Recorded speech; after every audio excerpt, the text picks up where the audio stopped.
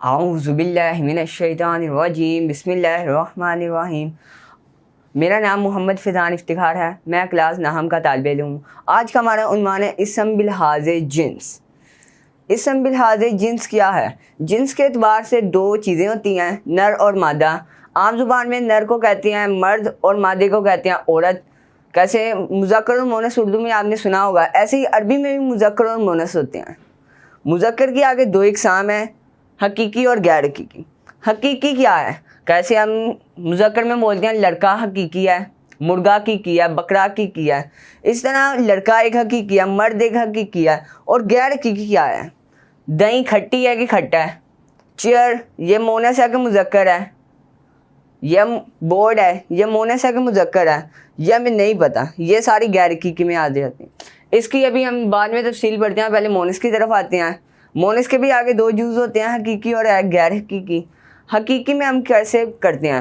کیسے ہم نے مونث مذکر میں پڑھا تھا لڑکا، اور مونث میں لڑکی، اور مونث میں ہوتا ہے بکری، مرغی، ایسے بہت ساری مثالیں دنیا میں۔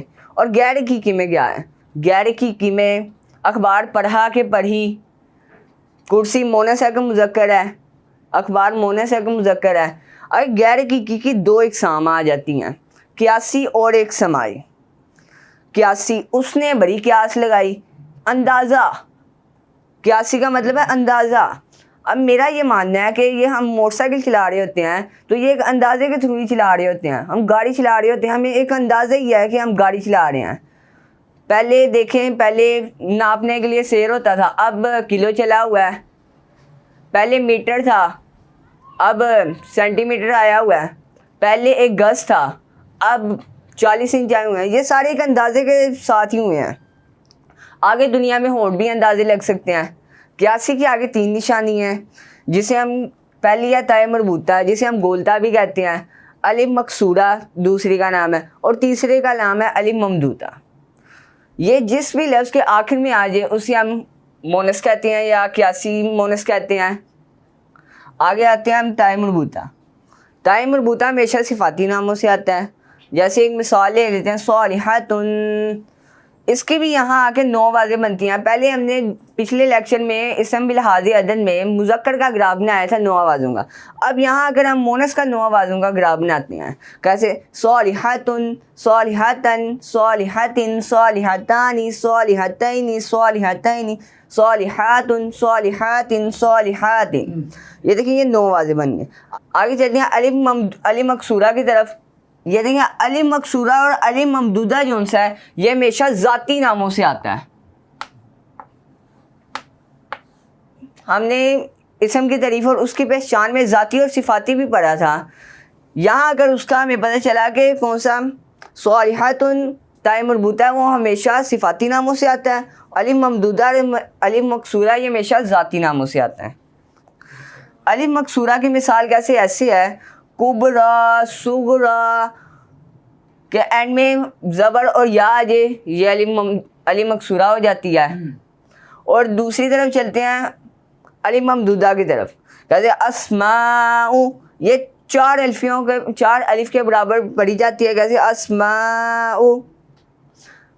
یہ تو ہو گیا قیاسی کو بنانے کا طریقہ، مونث۔ آگے ہم چلتے ہیں سماعی مونث کی طرف۔ ایسا لفظ جس کے آخر میں قیاسی کی تینوں نشانیاں نہیں ہیں، اس کو ہم کیسے پہچانیں؟ اس کا یہ ہے کہ ہم نے آپ کو پہلے پڑھائی تھی اسم کی تعریف اور اس کی پہچان میں 7 باتیں سکھائی تھیں۔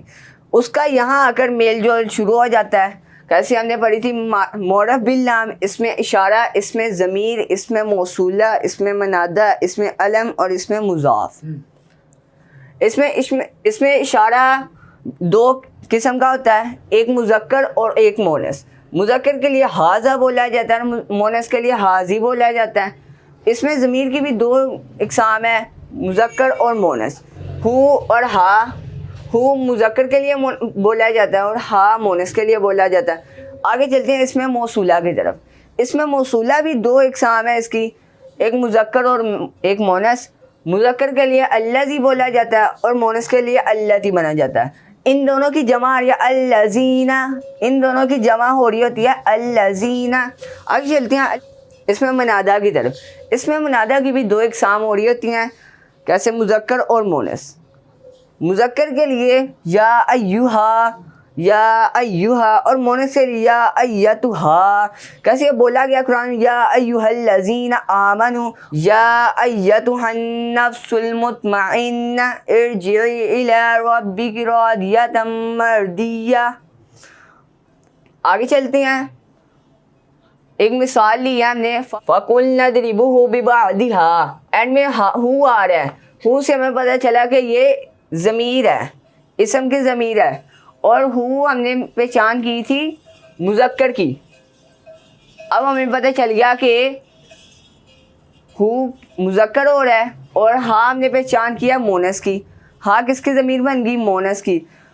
بس ہم نے کہا مارو اس مرد کو اس بیل کے گوشت سے. آگے اس کی مثال لے لیتے ہیں. ایک فَقُلْنَا اضْرِبُوهُ بِبَعْضِهَا. یہاں پر کون سا ہو آ رہا ہے؟ یہ ہمیں پتہ چل گیا ضمیر ہے مذکر کی.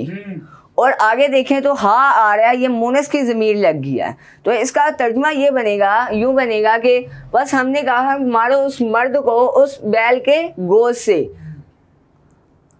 آج کا ہمارا لیکچر یہیں ختم ہوا ہے. اللہ تعالیٰ مجھے اور آپ کو قرآن مجید سمجھنے کی توفیق عطا فرمائے.